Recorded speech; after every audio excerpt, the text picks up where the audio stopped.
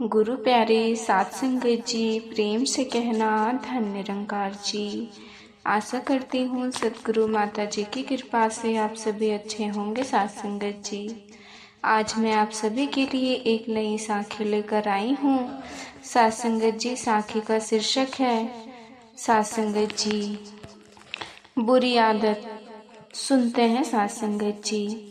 सात संगत जी, आज की यह साखी सात संगत जी रविवार का दिन था। सुबह दिशा की नींद खुली तो उसकी कमर में बहुत दर्द हो रहा था। सात संगत, उससे तो ठीक से खड़ा भी नहीं हुए जा रहा था। सात संगत जी, उसने अपने पति प्रकाश को जगाकर कहा कि मेरे कमर में बहुत दर्द है। तो प्रकाश ने कहा, सात संगत, मैं दवाई ला देता हूँ। सात संगत जी, तुम अभी मेरे और आराम करो।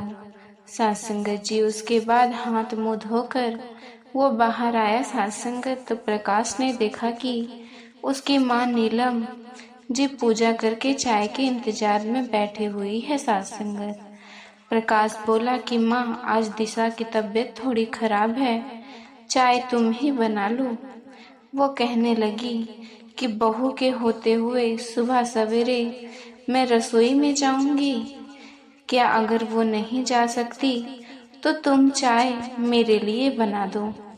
सात संगत जी, प्रकाश झुंझलाते हुए रसोई में जाकर चाय बनाने लगा। सात संगत, वो अपनी पत्नी को भी चाय देने चला गया कि तभी रघुनंदन जी कमरे से बाहर आए और बोले कि सुनो नीलम, आज मेरे कुछ मित्र इधर ही मंदिर में दर्शने के लिए आ रहे हैं, तो दोपहर के खाने पर मैंने उन लोगों को घर पर बुला लिया है। सात संगत जी, वो 5 लोग हैं जो उनके हिसाब से बहू से कहना कि वो खाने की तैयारी करके रखे, मैं जरा टहल कर आता हूँ। सात संगत जी, इतना कहकर वो घर से बाहर निकल गए। तभी प्रकाश बोला कि माँ, आज रविवार है तो मैं जरा फल सब्जी और मिठाई लेकर आता हूँ, तुम दीदी को जगा दो। सात संगत जी, अब पिताजी के मेहमान आ रहे हैं तो वो तुम्हारी मदद कर देगी। सात संगत जी, तो नीलम जी का मन गुस्से से भर गया। वो सोचने लगी कि बहू आराम करेगी और काम हम करेंगे। सात संगत जी, उसके मन में आया कि मेरी बेटी मायके में आराम करने आती है, यहाँ भी आकर वो काम करेगी। सात संगत जी, वो अपने कमरे में गई और अपनी बेटी रोशनी को जगाते हुए बोली कि चाय पी ले, तेरी चाय यहाँ रखी हुई है। बेटी को चाय देने के बाद वो सोचने लगी कि मुझे बहू का कुछ तो करना होगा। वो साथ ही साथ यह भी सोच रही थी कि प्रकाश बाजार चला गया होगा तो मैं अभी बहू को उठाकर काम पर लगा देती हूँ। सात संगत, वरना घर के पुरुषों के सामने वो नाटक करेगी तो उल्टा मुझे ही 2 बातें सुनने को मिल जाएगी। वो गुस्से में बहू के कमरे में गई तो उन्होंने देखा कि दिशा कमरे में सोई हुई थी। सात संगत, तो नीलम जी बोली कि सुबह सो गई हो, जल्दी से उठो, आज घर पर मेहमान आने वाले हैं, खाने की तैयारी करो। सात संगत, और मैं कुछ और आराम देख लेती हूँ। सात संगत जी, दिशा बोली, माँ जी, प्रकाश ने मुझे बताया है कि लेकिन उन्होंने तो बोला था कि खाना आप और दीदी मिलकर बना लेगी। मेरी तो तबीयत खराब है, मुझसे तो खड़ा भी नहीं हुआ जा रहा है। सात संगत जी, नीलम जी गुस्से में बोली, देख बहू, मुझे ना सुनने की आदत नहीं है, इतने मेहमान घर में आने वाले हैं और सात संगत तो तू दर्द का नाटक करके कमरे में पड़ी रहेगी। चुपचाप जल्दी कर, रसोई में आकर खाना बना। दिशा की तबीयत बहुत खराब थी। सात संगत, उसने कहा, माँ जी, मैं कोई नाटक नहीं कर रही, सचमुच मेरी तबीयत बहुत खराब है और आज रविवार का दिन है तो डॉक्टर भी नहीं मिलेंगे, तो मुझे तो ये दर्द सहन करना होगा। सात संगत, कहते हुए उसकी आंखों में तो आंसू भी आ गए थे। तो सास बोली, कमर में दर्द है तो क्या हुआ, थोड़ा काम कर ले, चलेगी फिरेगी तो कमर का दर्द अपने आप ठीक हो जाएगा सास संगत, वरना यहाँ लेटे तो दर्द और बढ़ेगा सास संगत जी। आप दिशा से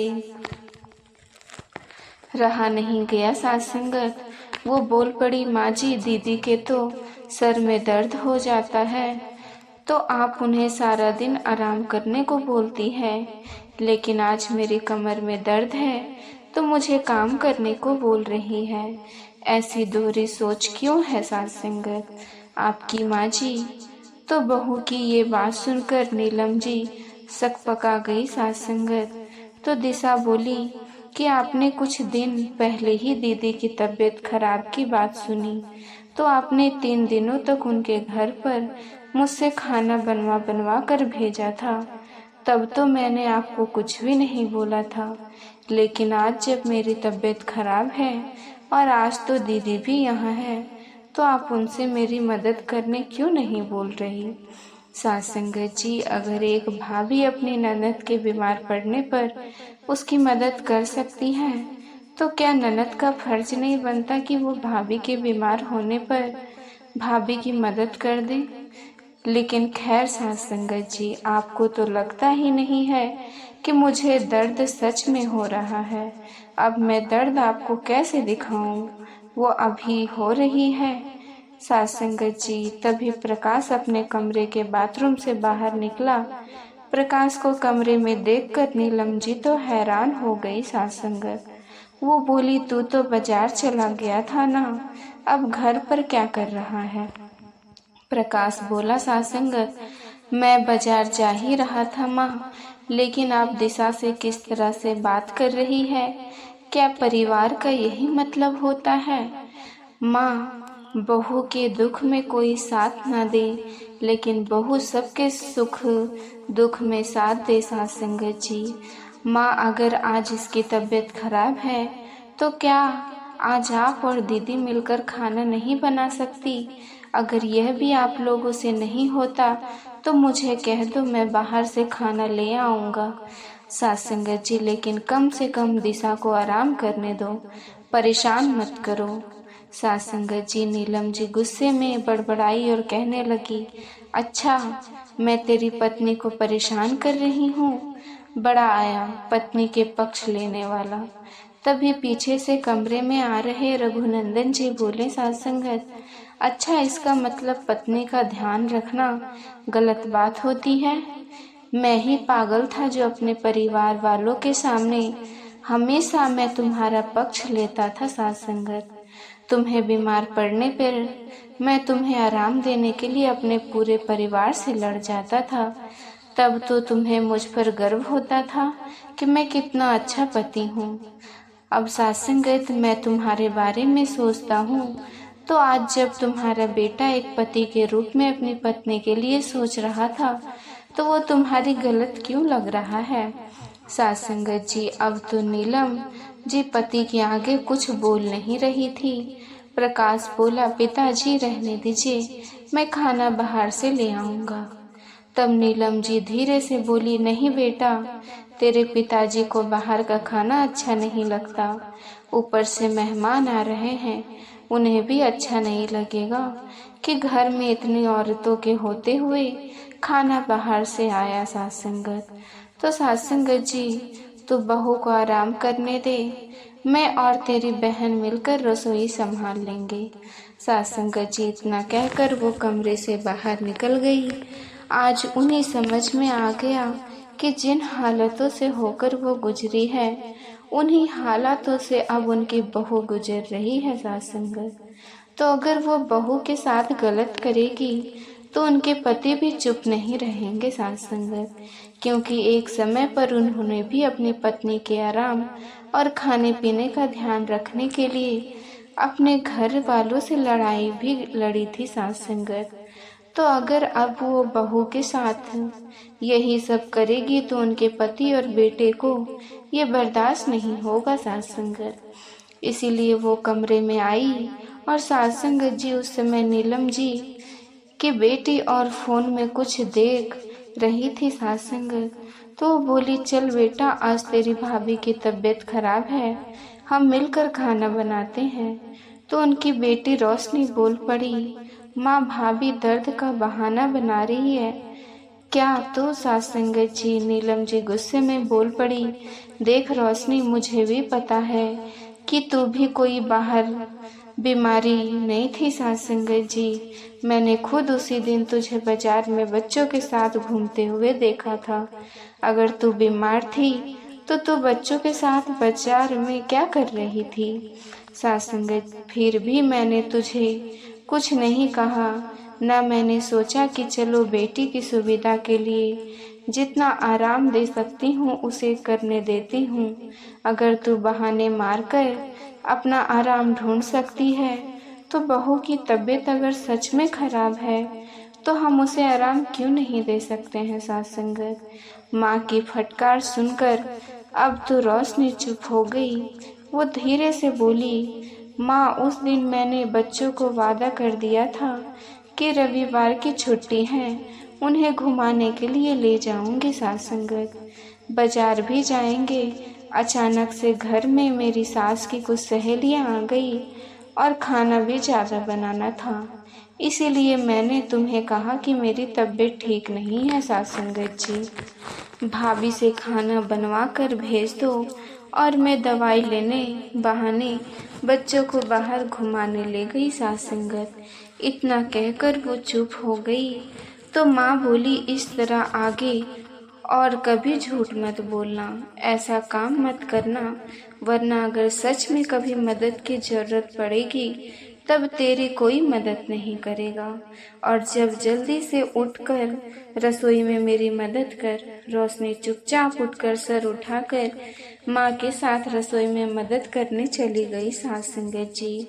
इधर प्रकाश ने दिशा को एक बार और दवाई दी, उसे आराम करने को बोला और खुद प्रकाश बाजार से फल, मिठाई, सब्जी वगैरह लाने चला गया सत्संगत जी।